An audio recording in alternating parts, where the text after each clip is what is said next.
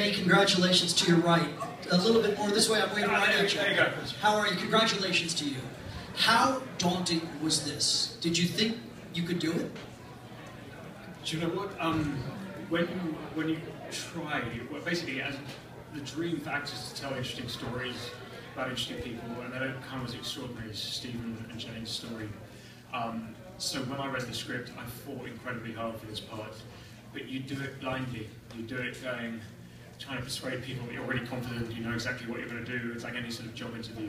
And so when I did get cast, and I realised I had persuaded James, our director, that I knew what I was talking about, I then had a moment of elation, and then sort of several months of great trepidation and fear. It was an amazing privilege, but an amazing responsibility as well. So yeah, it was many sleepless nights. But once Stephen and Jane saw the film and were kind about it, then that was amazing. I had a very good night's sleep that night. Eddie, to your left, hi, congratulations. Thank you. As a fellow Brit, congratulations again. How does it feel being part of what looks like a bit of a British invasion tonight? A lot of British winners.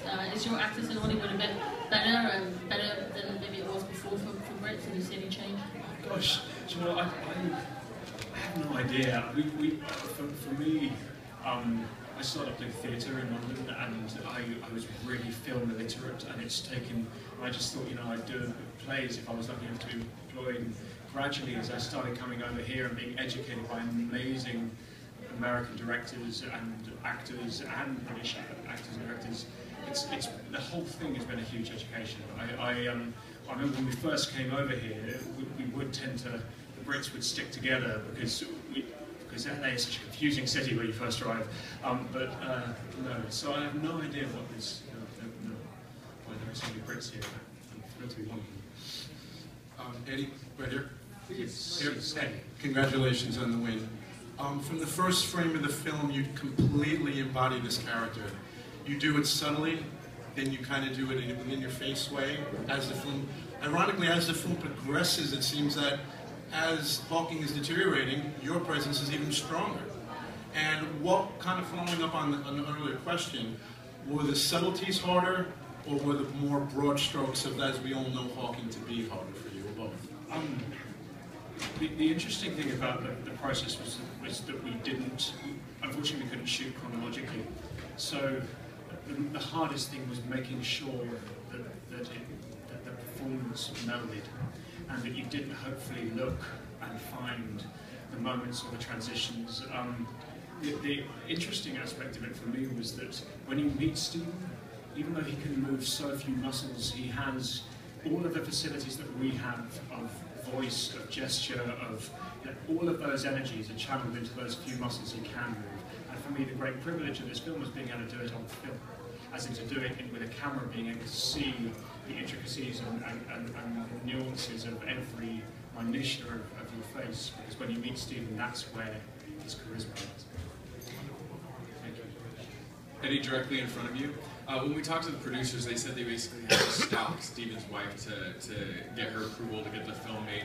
How important was it to finally have Stephen eventually come on board and be behind the film? And I think he even lends his voice for some of it. How important was that, since you're playing him, for him to be behind the project as well? Well, it was pretty important. I'm one of those people, when I see a film, I believe everything that's on the screen. So when you're putting someone's life, several people's lives on the screen, there is a responsibility with that.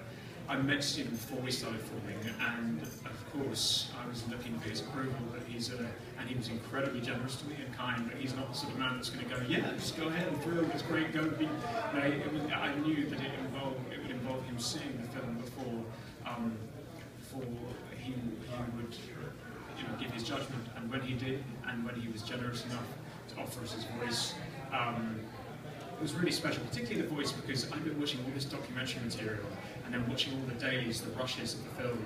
Because the makeup department and the costume department have done such a good job of making me resemble Stephen, you began to hope these two things would merge. Of course, that's not going to happen. But when you have Stephen's actual voice for an actor, that's that tiny nudge closer. And so that was wonderful. Last question. Eddie over here, congratulations on the award. First of all, what did you learn about your craft as an actor when you played Stephen Hawking? What did I learn about my craft as an actor? What did I learn?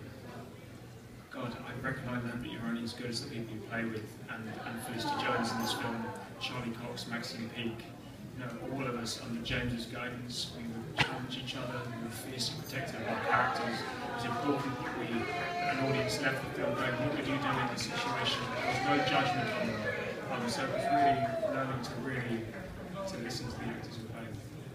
Great, thank you, Eddie. Thank you so much.